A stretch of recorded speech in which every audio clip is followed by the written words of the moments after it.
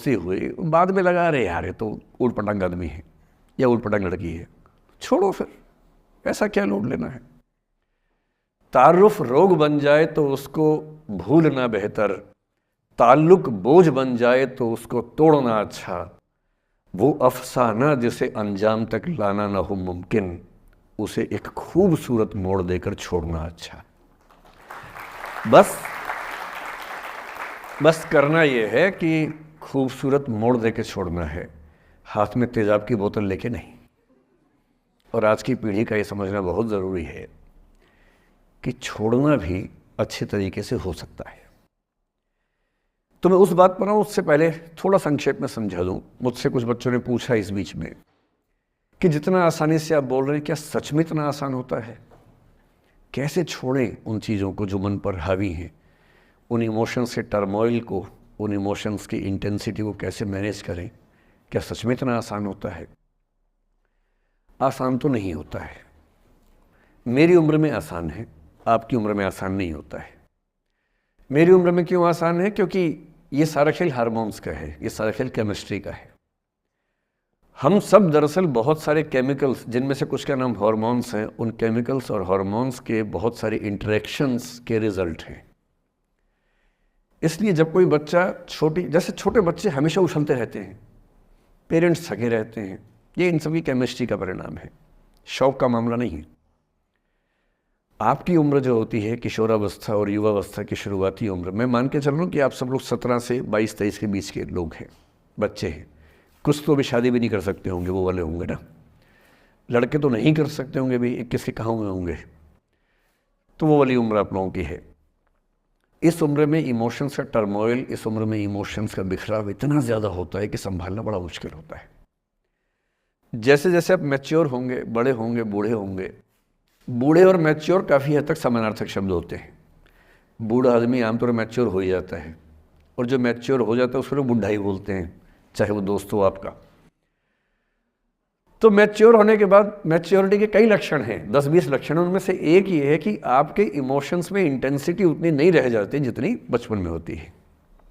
मसलन कोई आपका दोस्त आपसे कुछ खराब कह दे, आप 3-4 घंटे बेचैन रहेंगे, बार बार मैसेज टाइप करेंगे, फिर डिलीट करेंगे, फिर टाइप डिलीट, वो भी टाइप डिलीट चल रहा है। एक दिन हो गया बात हुए, ना वो पढ़ पा रहे हैं ना आप पढ़ पा रहे हैं, बेचैनी चरम पे है।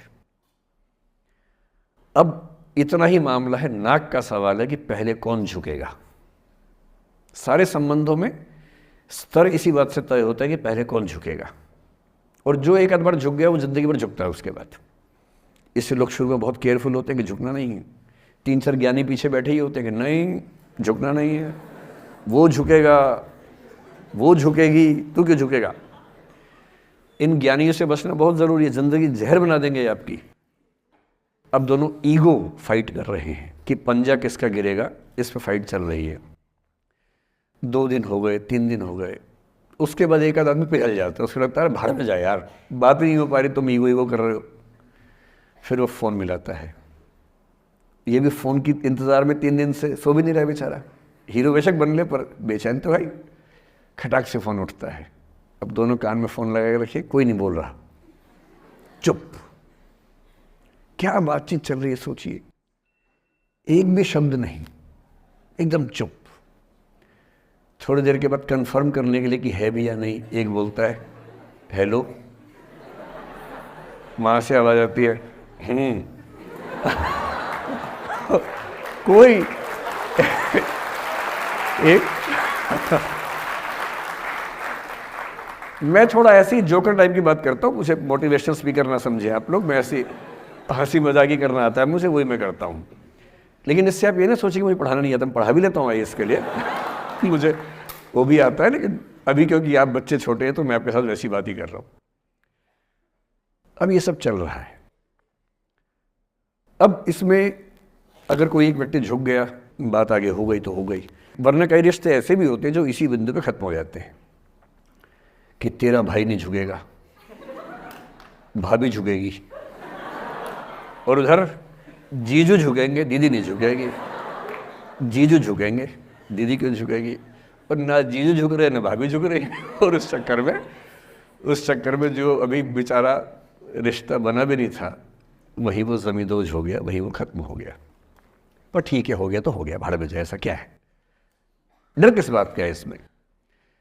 लेकिन मैं फिर भी आपसे कहूँगा, मेरी उम्र में क्या होता है, जैसे मुझे कोई फ़ोन करे कि मैं आपसे बहुत नाराज़ हूँ, तो मैं कहता हूँ अच्छा ठीक है, कल बात करेंगे। नहीं, मैं आपसे बहुत नाराज़ हूँ, मेरा दिल टूट गया है।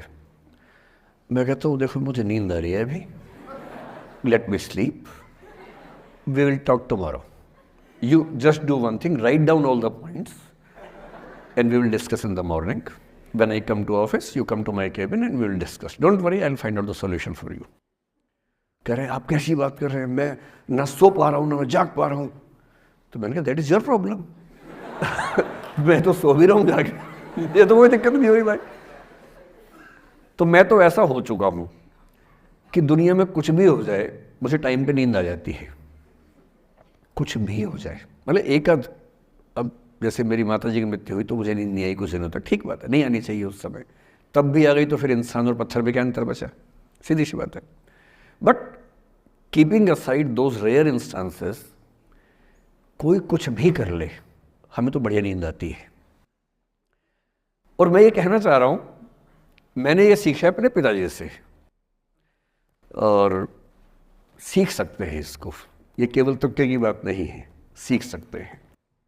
मेरे जो पेरेंट्स हैं, पिताजी और माँ, वो एक अनूठा कॉम्बिनेशन है। अच्छा, किसी शादीशुदा जोड़े से अकेले में बात करके देखिए, जब वो कंफर्टेबल हो आपके साथ, आप उनको बोलिए कि मुझ में और मेरी पत्नी में, या मुझ में और मेरे पति में ज़्यादा चीज़ें मैच नहीं होती हैं। सीरियस होकर बोलना, मजाक के मूड में नहीं, सीरियस मुंह बना के बोलिए, थोड़ा भरोसे में लेके। दुनिया का हर जोड़ा आपसे बोलेगा आप में तो फिर भी कुछ मैच होता है, हम में तो कुछ मैच नहीं होता, एक भी मैच, सारे जोड़े ऐसे ही चल रहे हैं। सबको लगता है कि उसका घर बढ़िया चल रहा है, मेरा ही ठीक नहीं चल रहा, क्योंकि उसका घर आपने फेसबुक पे देखा है, अच्छी अच्छी फ़ोटो देखी हैं। 24 घंटे में से जो 2 अच्छे मिनट आए थे, उसमें ली गई 25 फ़ोटो में से बेस्ट फ़ोटो फेसबुक पे आई थी। और अपने घर में आप बाकी 24 घंटे में से 2 मिनट छोड़ के बाकी देख रहे हैं, तो दूसरे का घर हमेशा अच्छा लगता है कि यार लाइफ हो तो उनके जैसी हो। तो हमारे माता पिता भी स्वभाव उनका भी थोड़ा अलग रहा, सबका है, हमारा भी है। तो मेरे पिताजी हैं मस्त मौला आदमी, जैसे कबीरदास एकदम फक्कड़ मस्त मौला आदमी, भाड़ में जाए दुनिया उस मूड में रहते हैं, नुकसान हो जाए भाड़ में जाए। गीता का सार उन्होंने अपने मन में बिठा लिया है। उनका बड़े से बड़ा नुकसान हो जाता है तो क्या बोलते हैं, हमारा क्या था जो लाए थे, जो लिया यहीं से लिया, जो दिया यहीं दिया, साथ लेके क्या जाना है, बात खत्म, कोई टेंशन ही नहीं उनको। और बाकी सब लोग टेंशन में कि अब क्या करें, ये हो गया वो हो गया, कैसे मैनेज करें। मेरी माँ को तनाव हो जाता था, और जब पिताजी ऐसे हो तो माँ को तनाव होगा, सीधी सी बात है। अगर माँ वैसी होती पिताजी तनाव में रहते हैं, तो सामान्य बात है। जब घर में एक व्यक्ति मस्त मौला हो तो बाकी लोग तनाव तो फिर बांटेंगे ना आपस में। वो बड़ा तनाव में रहती थी, उनको घर की चिंता, बच्चों की चिंता बहुत सताती थी। पिताजी भी चिंतित थे बच्चों को लेकर, जैसे कोई पिता होता है, पर उनकी नेचर थी कि ठीक है देख लेंगे जो होगा, अरे देख लेंगे, अरे भाड़ में जाओ, उस मूड में रहते हैं, आज भी रहते हैं।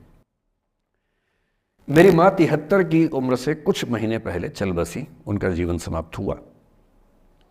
मतलब मुझे नहीं पता कि जीवन क्यों समाप्त होता है, क्योंकि बड़े बूढ़े कहते हैं कि हर व्यक्ति की सांस का इतिहास है, सांसें लिखी हुई हैं ईश्वर ने, उतनी सांसें मिलेगी। मुझे बहुत भरोसा इस बात में है नहीं, क्योंकि भगवान ऐसा क्यों करेगा कि जापान में सांसें ज़्यादा लिखेगा और अफ्रीका में कम लिखेगा, भगवान ऐसा क्यों करेगा। और अगर सांसें पहले से लिखी हुई है तो हमारी जीवन प्रत्याशा क्यों बढ़ती जा रही है। अगर सांसें पहले से फिक्स हैं तो आज़ादी के समय से लेकर आज के 70 साल में जीवन प्रत्याशा लगभग 2.5-3 गुना बढ़ गई। और हम ये भी कहते हैं कि लोग खराब हैं। अगर लोग बुरे हैं तो जीवन छोटा होना चाहिए कर्मों के हिसाब से। लोग खराब हैं और जीवन बड़ा होता जा रहा है। तो मुझे उन मान्यताओं में बहुत भरोसा है नहीं कि सांसें लिखी हुई हैं। अगर सांसें लिखी होती तो मनुष्य की औसत आयु 25 साल से ऊपर नहीं होनी चाहिए थी, 25-30 मैक्सिमम। और हम 70-80 साल धूमधाम से जी रहे हैं, जिसका मतलब है कि ये भगवान से ज़्यादा इंसान ने लिखा है, मेडिकल साइंस ने लिखा है, वैज्ञानिकों ने लिखा है। और मैं ऐसा व्यक्ति हूँ, मैं बहुत धार्मिक व्यक्ति हूँ नहीं।